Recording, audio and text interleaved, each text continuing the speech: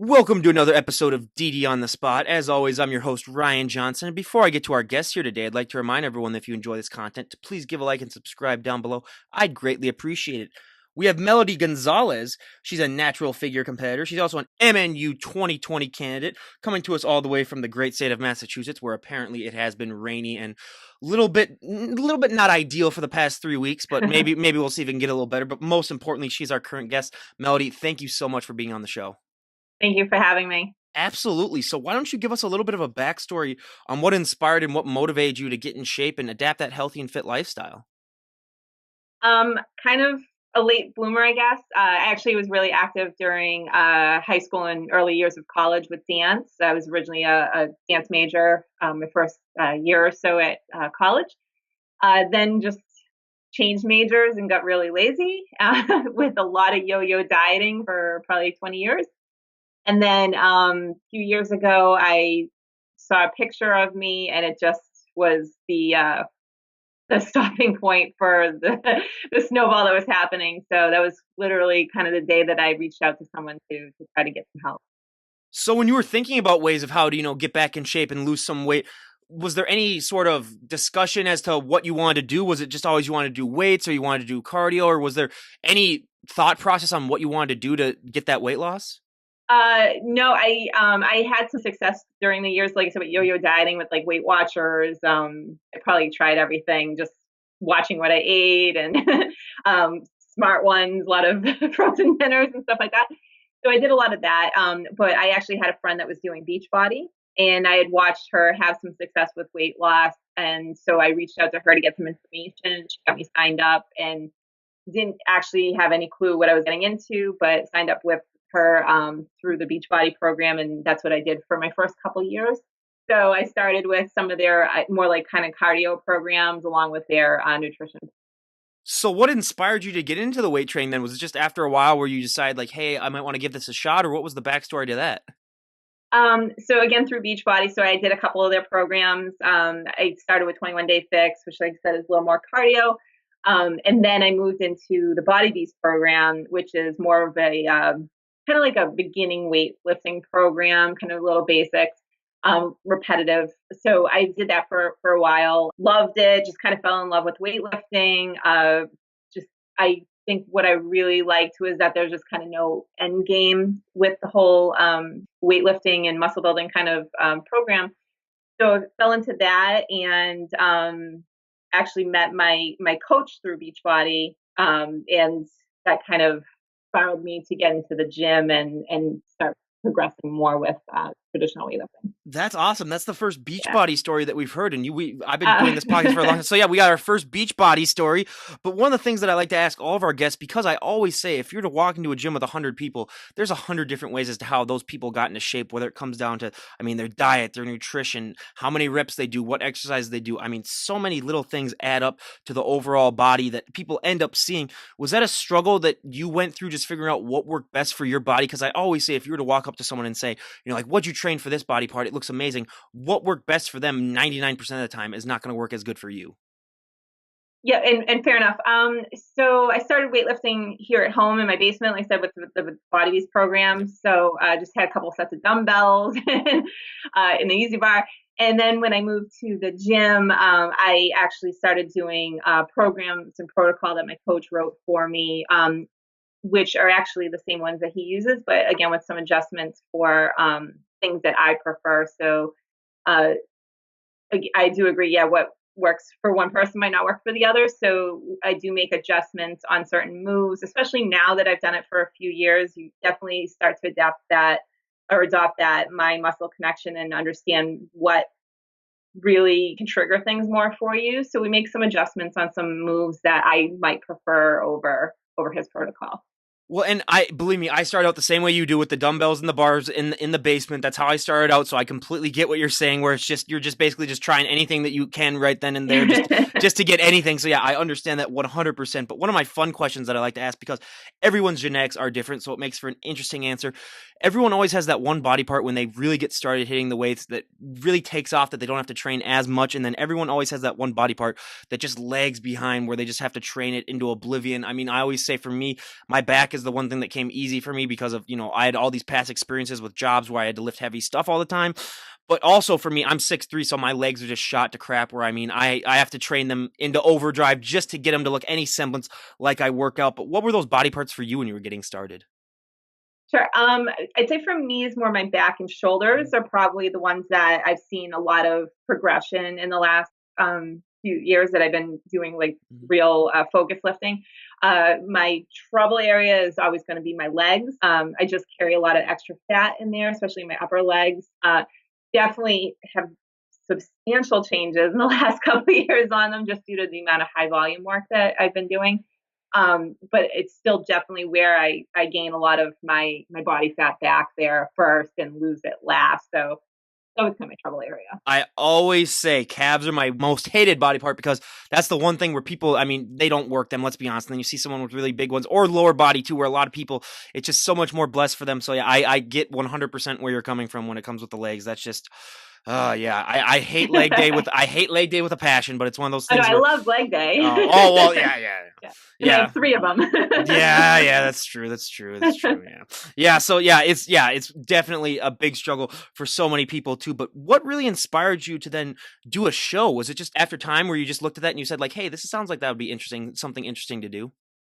So actually, again through Beachbody, so they have a annual fitness show, which is more not a traditional bodybuilding show per se, but it does you do get the bikini, you get the tan, the makeup, and all that.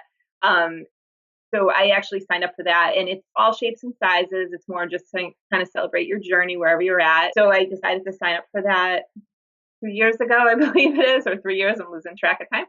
I signed up for that, and just as kind of a bucket list. I was getting close to 40. I'm like, why not?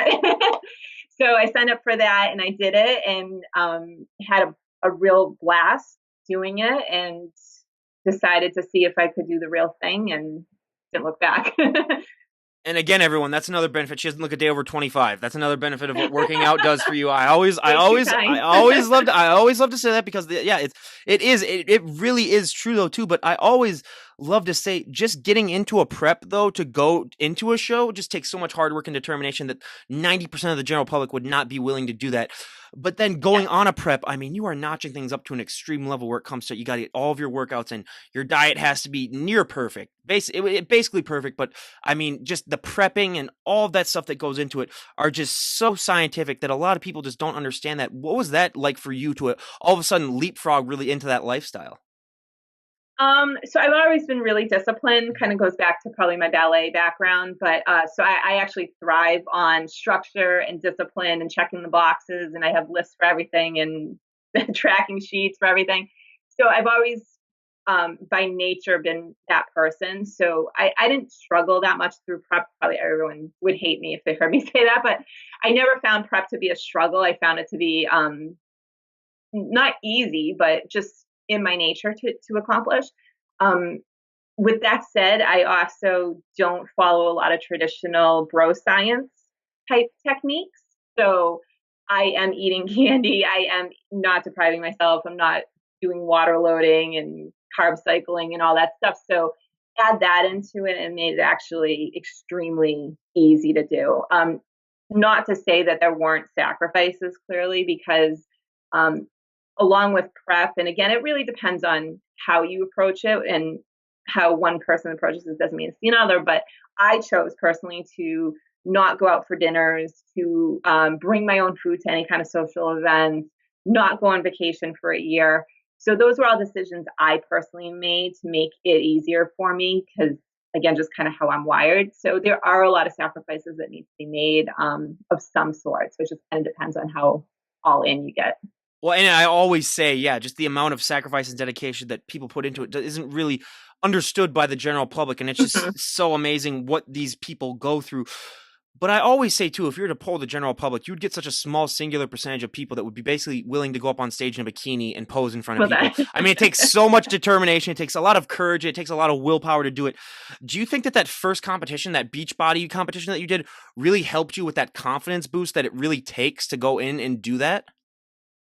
Yeah, it definitely did, and I'm actually glad that that was my first show and not a show with the Yeah. federation, because it just kind of gave me that warm up again, kind of a very safe environment. When I did first get my bikini, I had the oh crap moment. I was nowhere near ready. And when I did hit the stage, I was nowhere near ready to compete on a federation level either. But at the time, I never felt better. So I had a blast.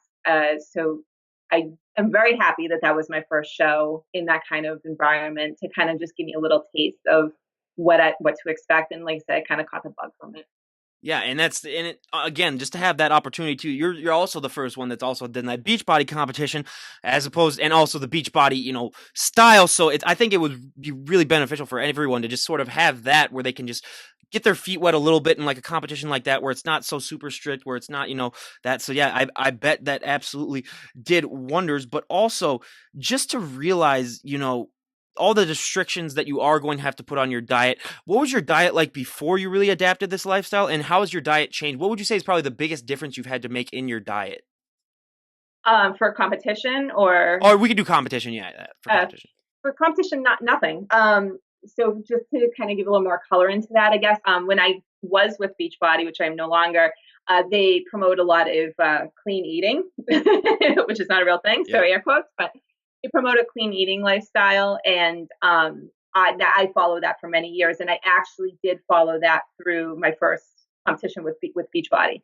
Um, no salt, Shakeology, no candy. I was very rigid with that philosophy. After that, that's when I started learning more about just nutrition of energy balance and just that you can actually eat whatever you want and you know within moderation and just track calories and it is energy in, energy out. And as I had adapted that, I've learned more and more over the last year and a half, 2 years, to the point that if I'm in prep or out of prep, it's the same food. It's just a matter of how much. Yeah. So am I eating 6 ounces of chicken or 3 ounces of chicken or one serving of ice cream or two? Is really just depends on my amount of calories, which is not the same answer you would get from 90% of Oh competitors. yeah, yeah, absolutely. Everyone's like, yeah, I cut out everything. It's got to be clean Dairy, eating. Yeah, salt, so yeah. I believe me, I love that answer because yeah, that's one of my points that I always try to make. It's like you can have whatever you want as long as it's in moderation. I mean, obviously, if you're eating like 10 Snickers bars a day, you're not going to see the results that you're looking for. But if you have like a Snickers bar a week or something like that, it's everything in moderation is just fine. So yeah, and I love that you give that answer because it really does off put all the other answers that I've gotten on here where it's just the same answer over and over. So yeah, I really do appreciate that. But going into your first real sort of national show, what was that like? Because it's obviously it's going to be different than competing in the Beachbody competition. Much different, yeah. Yeah, it was definitely much different. A huge event was my first one. It was on the novice level, probably like 14-hour day. The real tan. I had to do months of posing classes. Get the better bikini, the whole bit. So definitely was a much different experience. But I actually enjoyed every moment of it because when I went into it, I didn't care about placing at all. I was just like, this is the first show, and I just wanted to get through prejudging, and I was going to be happy. And I didn't actually care about anything, and I ended up placing first and second. So it was kind of ironic, but I couldn't have cared less the whole day what was going on. So it was a very nice, relaxing day. Okay, she has the best attitude Yeah. of all time, everyone, because all these people were like, "Yeah, I always wanted to place first, where," but then she's like, "Yeah, I'll just go with the flow," and that's just so awesome. And you brought it up, and one of the things that I think really shocked me the most out of anything on this podcast is that for so many competitors, the hardest thing for them is their posing routine. I mean, I would Mhm. have never guessed that in a million years. It's harder than their working out. It's harder than their nutrition that they have to do. I always compare it now to like you can be a great driver, you can never be a perfect driver. You can be a great poser, you can never be a perfect poser. It's always something that's ever evolving. What was your experience like with posing, and was that really just a shock for you as well, just realizing that like, hey, this is going to be a lot harder than I thought it would be? Yes. So yeah, I didn't have any posing experience when I did the Beachbody show, and now looking back on some of that, it was a train wreck. Yeah. But yeah, I worked with a local posing coach who was actually one of the legends in the industry. I was very blessed to get hooked up with him, and after multiple sessions, I definitely felt more comfortable with it. But again, if I look back, I can always nitpick. I will tear it apart if I look at any pictures or anything. And I think that's just also part of the sport itself, because nothing is, your body's never going to be perfect, your outfit's never going to be perfect, the posing's never going to be perfect. And that's just, I always strive for progression, not perfection. So even with the posing. Yeah, and that's that's a great attitude to have too, because like I said, if you're trying to try to be a perfect poser, I wish you nothing but the best of luck, but I can safely say you will never find it. Like it's you can always just Yeah. strive to get better at it. But what is your favorite pose to do, and what is your least favorite pose to do? Um, Favorite, I would say, is front pose. Yeah. In the bikini arena. Least is definitely back. Mhm. We did some changes up with my back pose last minute with my last show. But yeah, it's definitely an art of itself, especially with bodybuilders, which is my favorite to watch. The male bodybuilders, that's a whole nother level than bikini. But now I am moving to figure for my next season, so I have to actually learn all new stuff Yeah. again.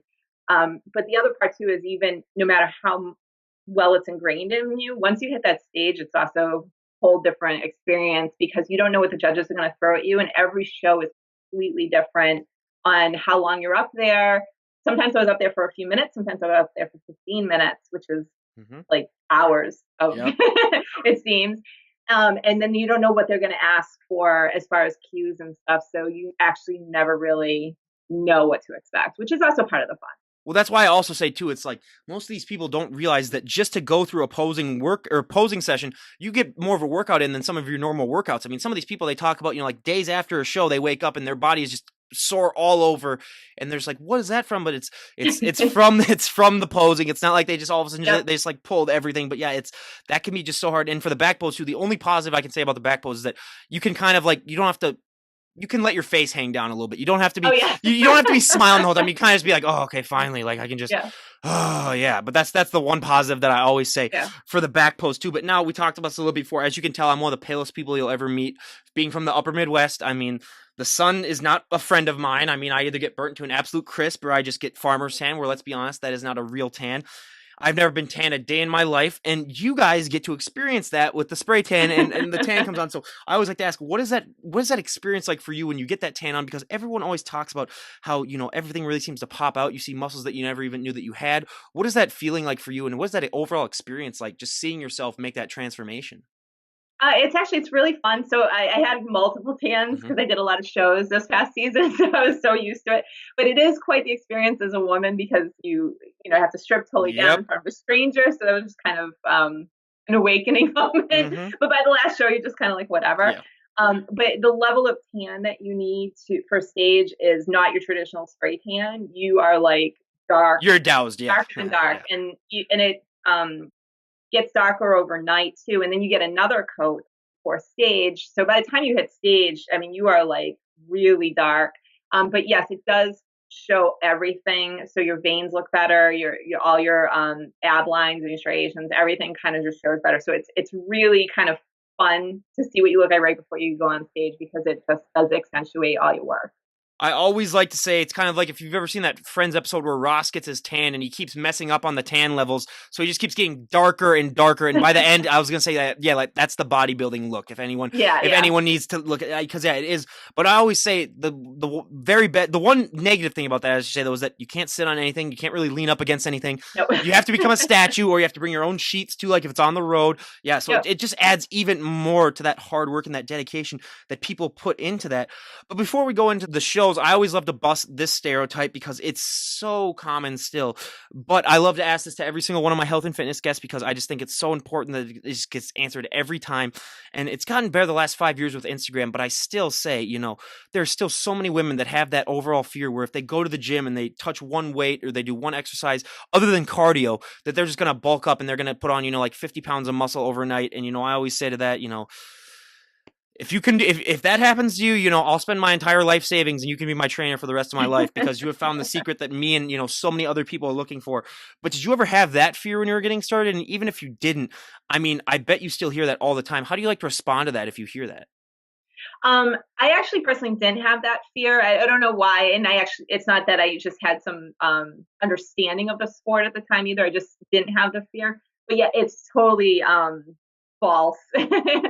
So especially as a natural athlete, which I am, it will take, and I'm older, I'm over 40 and a woman.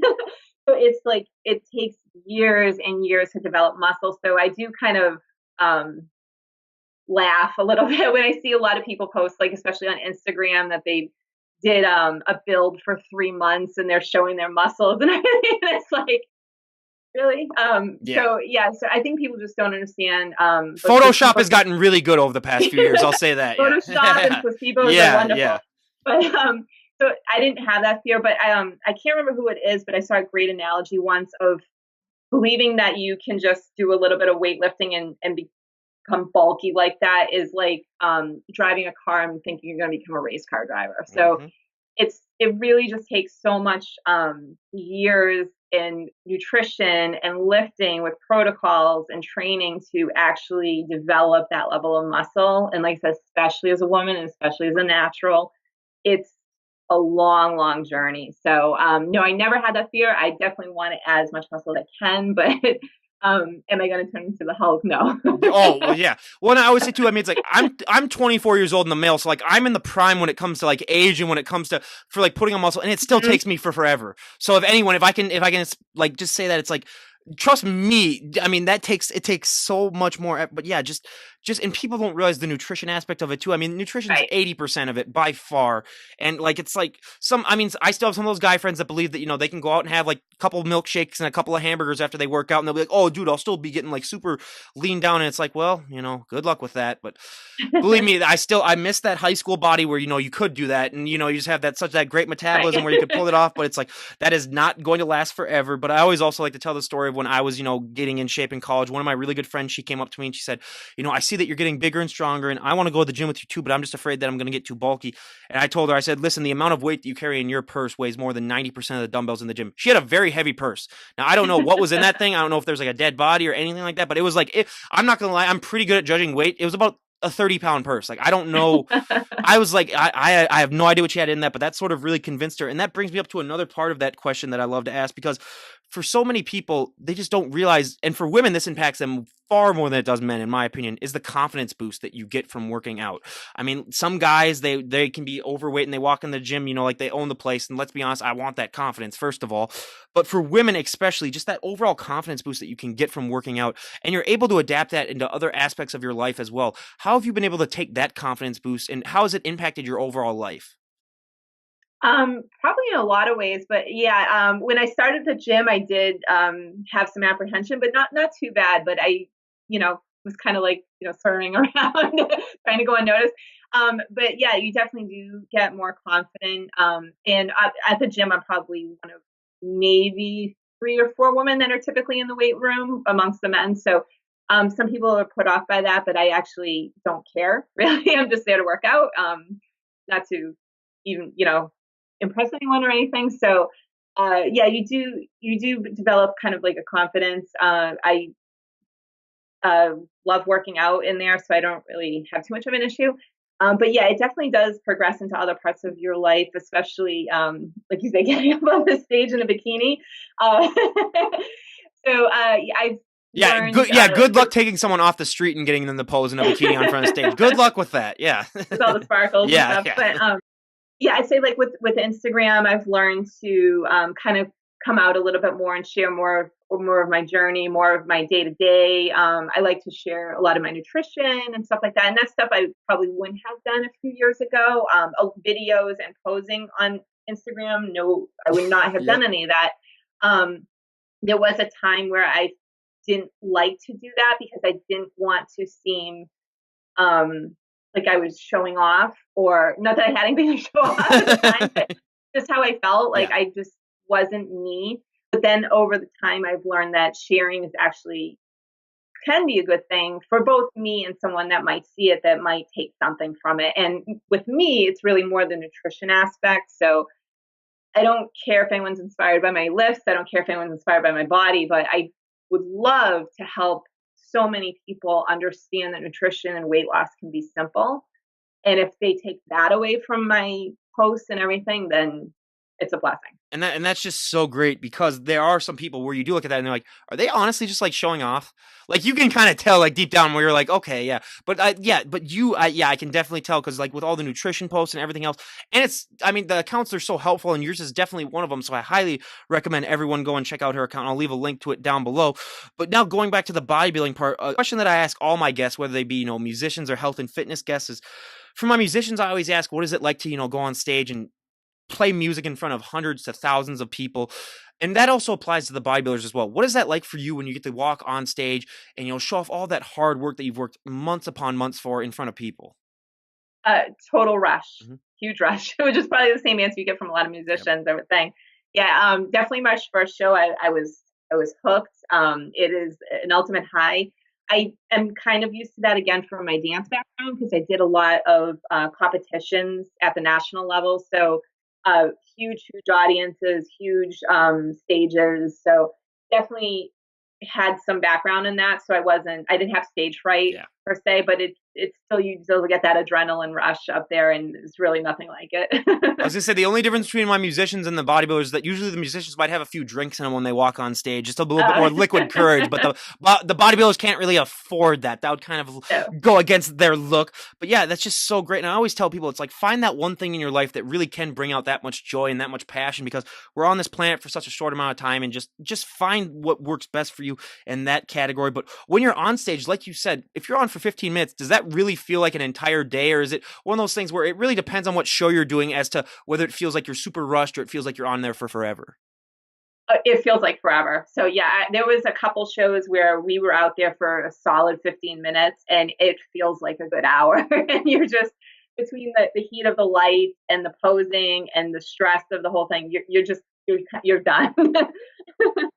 Yeah, I was gonna say, the only time I've really been on stage other than like sports, but that's not like a stage, where there was a man pageant at my high school. It was like the reverse of a beauty pageant, where it was just kind of like a fun thing where they'd have the guys do that. And we did a skit or whatever. And if you'd seen SNL, the Chris Farley Chippendale skit where he played the Chippendales dancer.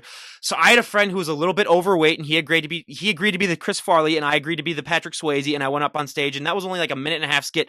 And yeah, that felt like forever. And we rehearsed it so much that we got it good. And it was awesome to do. But yeah, that's my moment of fame on the stage. But yeah, I can agree that even that minute and a half felt like, an eternity to me. But one of the fun questions that I love to ask, what is your go-to post-show meal? So funny enough, it kind of varied depending on, because I had so many shows that sometimes I didn't really have much, but it was pie basically. So yeah, sometimes I had a meal like fish and chips and stuff, but there was peanut butter pie happened after every single show. That was a staple. So what's your favorite pie? Peanut butter pie. Oh, peanut butter pie. I was going to say, butter pie. I'm a pumpkin pie guy, where, I mean, any time of the year, if there's pumpkin pie around, that's why Thanksgiving is around my favorite time of the year, because we always get pumpkin pie. But yeah, believe it or not, I've never had apple pie. Never had any of those types of pie. I just had I'm a really picky eater. That's one thing that I think, that's one thing that I usually like to unveil one little thing about myself for every podcast. And that's the thing that I'm going to unveil on this podcast, that I am a very picky eater. But yeah, peanut butter pie, I've never tried that. It sounds interesting. So I might give it a try. Yeah, it's good. You gotta get a good one, but it's good. Yep. I always say, if I competed, I would just like rent out a Five Guys with like $1,000 and say, hey, feed me until I either throw up, die, or just pass out, but I'm getting my food in. I just rent that out for the night. But now, one of the more important questions that I love to ask, because it isn't really talked about on Instagram, and probably the biggest response that I get from my friends that come up to me and say like, hey, I love your podcast, I love what you're doing, is a lot of them don't realize that look that you guys have on stage, that is not a sustainable look. I mean, we have so many people where they think that, because you guys work so hard to achieve that look, that can just be maintained. Because I think a lot of the time they get mixed up with like these weight loss shows where these people can lose like 150 pounds and they're able to keep the weight off. They think that it's sort of similar like that with bodybuilding, where that's not the case at all, because these people do not drain themselves of water. They do not, do all of the restrictions that they happen at the end. But what was that experience like for you when you realized, like, no matter what, I've worked months upon months of looking this way, but I am not going to be able to maintain that. Has it gotten easier for you as time goes on to sort of accept that and deal with it a healthy way when it comes to slowly putting that weight back on? Such a good question, and actually what I'm going through now. So this is actually I'm coming out of my very first real season. So this is my first time I really shredded down, very low body fat, lowest weight I've ever been at. And now the last 6 months, I've been doing my reverse diet. So it's my first time coming out of show level prep and going into a real build season. So it's kind of both my first back to back. It's definitely a mind trip. I think that for me, the benefit is that I followed Lane Norton's reverse diet protocol, which is gold. So everyone needs to go buy his ebook. I've looked at it and I do recommend it to people out there. It is really good. Yep. Yeah. It is the best $50 that a competitor can spend. I just honestly recommend it to anyone. I have no affiliation besides that it's the best thing out there. But the reverse diet protocol that he suggests is what I use since I stepped off stage. And we slowly added in calories in a smart method over the last 6 months. And now I'm leading into more of higher body fat. I'm up about 9 pounds from stage, 8 or 9 pounds from stage, at my kind of goal-ish weight. So this is kind of where I'm going to hold now through the rest of my build season. So funny enough is I'm eating more, this is the nerd in me coming out, I'm eating more calories than I did years ago at about 10 more pounds weight. So it's really kind of trippy to see how your body acclimates and how your body composition changes, and that I still have more or less my abs. I still have visible veins. I still have striations, and I'm at a lower weight, eating more calories than years ago, where I had much, much more body fat on me. So it's really an interesting process. So that's kind of like the mechanics of it. There is still a little mental aspect that happens. So sometimes when you see the number on the scale, especially having been formerly overweight at like 160 plus pounds, you see the number kind of creep up, and then you see the number approach, before you hit prep. And then also just, your body's gaining a little more fat. So there's days that you kind of just like, when you see yourself and stuff, but it's just, you kind of have to keep going.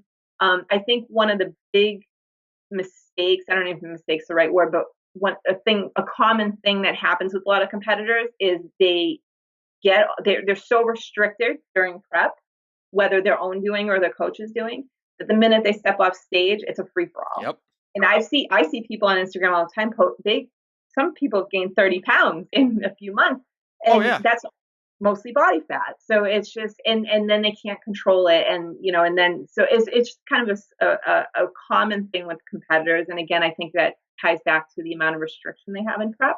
So I'm a huge advocate that that's not necessary, and if you do a prep with less restriction, then that is less likely to happen. Of course, the discipline still needs to apply, because anyone can still post-show binge. But oh, absolutely. And I say one of the guys that I had on, he gained 25 pounds within a week afterwards, and I was like, oh my God, that is just so, just, you would never ever really think that would be possible.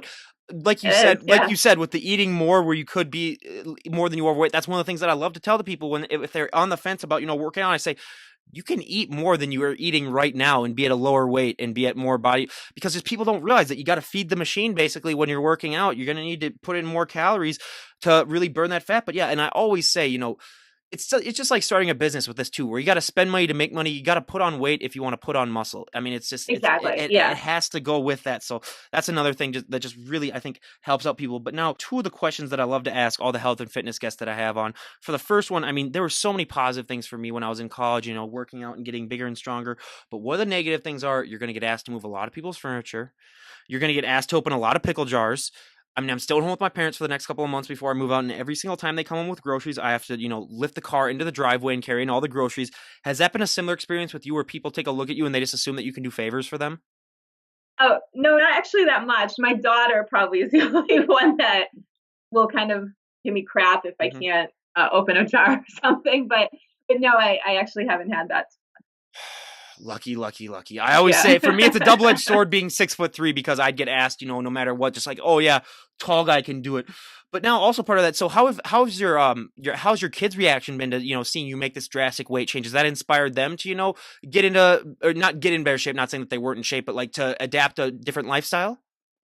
Well, she's only 10, so Oh, not okay, not per yeah, se. So, but no, but she just kind of has been used to it yeah. because I started with Beachbody when she was much younger. So Hmm. she's been kind of used to seeing me do my daily workout and stuff. So I think it's just kind of been part of her world. Well, and that's just so inspiring because I've had so many like health experts come on and they said that, like to have that healthy parent, I mean, that really, really helps with the next generation where they really get those ideas in their head of, like this is how you maintain some healthy eating habits. So yeah, and that's just so great. But my other question that I love to ask so much because it's my favorite question to ask because of the reactions that we get. And again, everyone, it's a multi-million-dollar idea.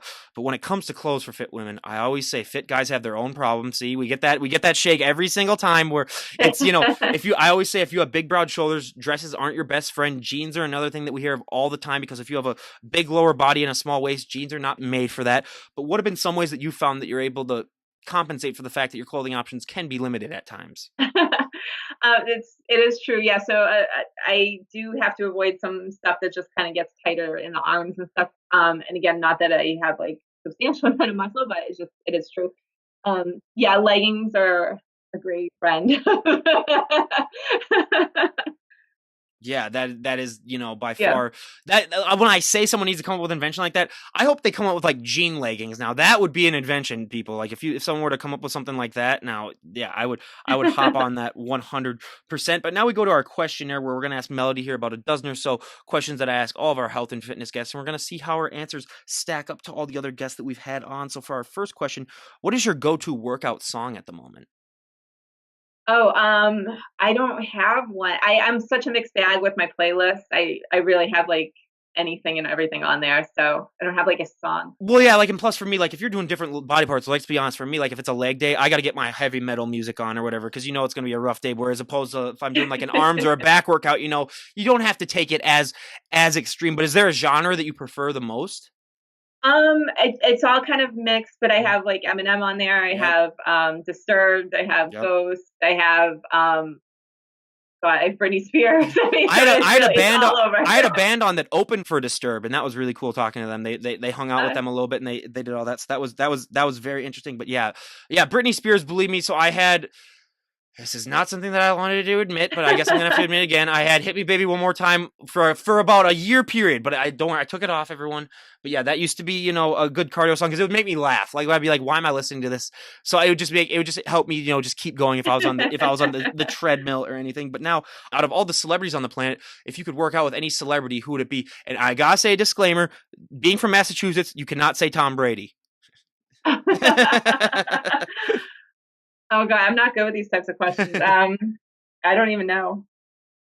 Um, you take Tom Brady. I don't know. Well, what about out of like other Mark bodybuilders if you could work out with Mark anybody? Wahlberg. Okay, yeah, Uh, Mark Wahlberg. local. Yeah, Mark Wahlberg.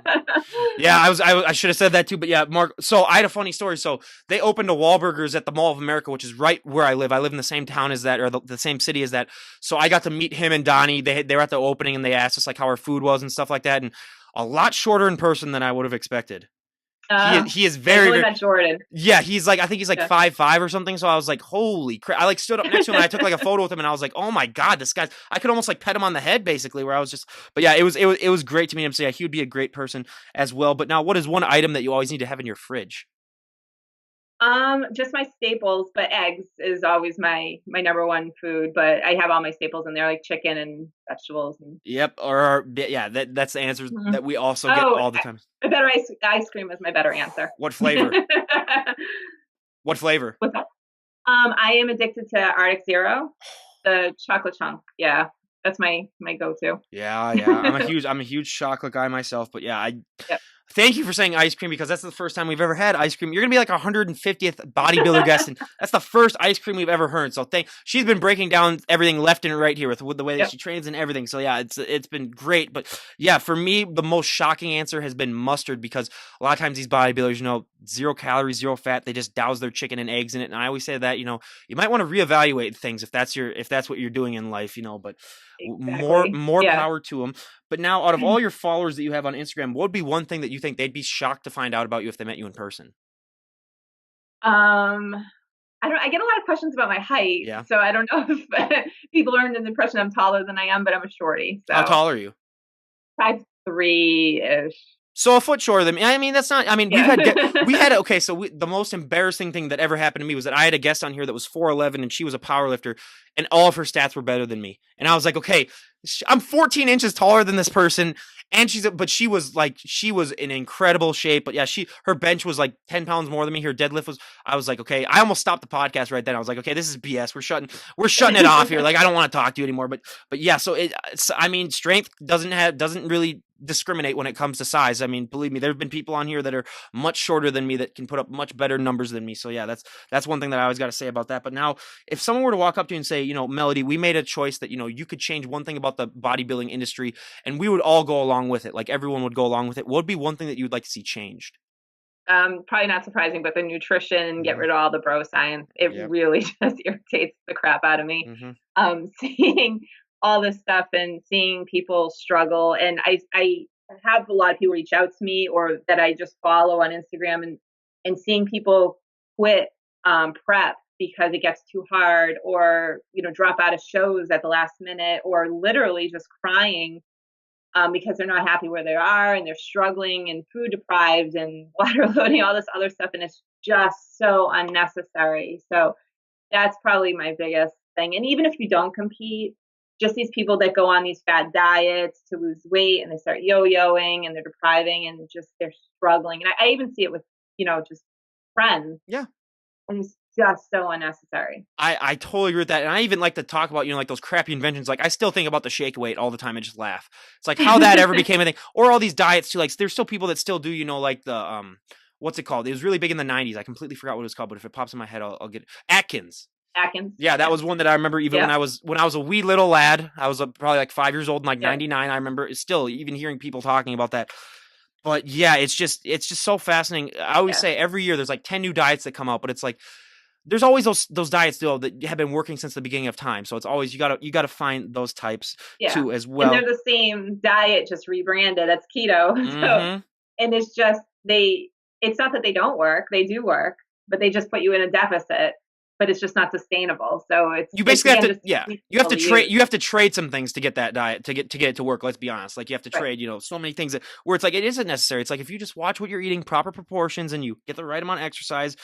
I mean, I always say you never found an unfit person really back in the old times because they got their exercise done and they had their, how many weird food options that they had. That's the historian in me. I'm a history minor, so I'm a business major, but that's the little history person in me coming out. But now for the last few questions of the questionnaire, if you could go back in time and talk to the 18-year-old version of yourself, what would be the best piece of advice you would give her? Nothing. Nothing? Nothing. No, I'm a firm believer that every decision is made and I would not change anything. I'll play devil's advocate and say you wouldn't give her like any stock advice or anything like that and say, hey, invest a little bit in this company. Yeah, Amazon. Yeah. I worked for Amazon for 2 years and I lucked out where I got in right as soon as they were about to buy Whole Foods. Was like when I was working there, so everyone like knew like the day they're like everyone buy Amazon stock, so that has not disappointed me. But yeah, I would go back in time and I'd be like, here's a list of things, buy Google first of all, or do something like that. But I would totally say that same thing too, because I would not be where I'm at right now if I had changed anything in my past. Exactly. So 100% on that. But now, if we were to talk to you a year from now, where would you like to be at in your bodybuilding career, and where would you like to be at in your overall life if we were to talk a year from today? A year from today, so I should be finishing up my MNU certification. Not really sure what I'm going to do with that per se, but just something I wanted to accomplish. So have that under my belt. I will be starting my cut for my fall season for 2020 in figure. So I'd be right at the tail end of my build. So definitely looking forward to see what happens. And I like to ask these two final questions before I wrap things up. So for our first one, if you were to walk down the street and someone just looks at you and just says, oh my God, you look amazing. I want to get into shape. How do I get started? What would be the best piece of advice you'd give them? Because I always say for so many people, the hardest thing is just taking that first step in the gym. Just like so many things just like with so many other things where people are just afraid to take that first step. But once they do, it just becomes so easier. What piece of advice would you give that person? just to start. So I actually do have people that reach out to me and they ask me a lot of questions, and it leads to like, well, I'm going to think about it and whatever. And I try to like instill just do it. Actually, someone reached out to me and they said that they bought the food scale. They were going to start measuring, but it was in their cabinet. Yep. I'm like, well, it's not doing you any good in your cabinet. So it's like forcing them to put it on the counter, like just tomorrow, just start. So Yep. I think people get so afraid with things, but yet are so quick to jump on something that is more complicated, more magic pillish. But when something seems so simple, it seems too good to be true, and then people, I think, are reluctant. So my best thing I could ever say to anyone is just stop, just stop talking. I mean, that's just with working out too with me, where I used to be one of those people where I would delay it until the very end of the day. I'd be like, oh, I can work out at 3. Oh, I can work out at 4. I can work out at 5. It's like, just get it done. Just do it. And it's one of those things where once you first step in there, I mean, so many of your problems go away. And it's just such a great mood booster. And just, there's so many positive benefits to working out. And again, I mean, for our last question, I always like to say, is there one myth that you think about female bodybuilding that you get associated with the most that you like to dispel? Um, Not that I can think of. With female bodybuilding, Or just like the health and fitness lifestyle in general that you'd like to dispel, other than the bro science and the yo-yo dieting, which I mean, that's obvious. Yeah, I think it's my nutrition, because I actually have been accused of faking the things I eat. So I've actually heard that people don't think I actually eat candy and ice cream every day That's why you got to and film look yourself like I eating do. it. Yeah. So short of eating it on camera, I'm not sure how to prove that, and then I'll get accused of binging it probably. But so it's just nonsense. So I think, again, people. Some people you can never win. So yeah, it's just, yeah. And again, you guys, everyone, go and give Melody a follow. I'll leave a link to all of her Instagram stuff below. And again, we cannot thank you enough for coming on the podcast. And honestly, I wish you nothing but the best. Everyone, go and give her a follow. Thank you. She gives such great nutrition advice and any other things. And I mean, even though she doesn't really care if you get inspiration from her working out, you can still see some of the workouts that she does and maybe incorporate some of them into your workout routine. And she's just a great inspiration for everyone to go and follow. So again, I cannot recommend her enough. And this is Ryan Johnson, DD on the Spot, signing out. Have a great day, everyone. Thank you.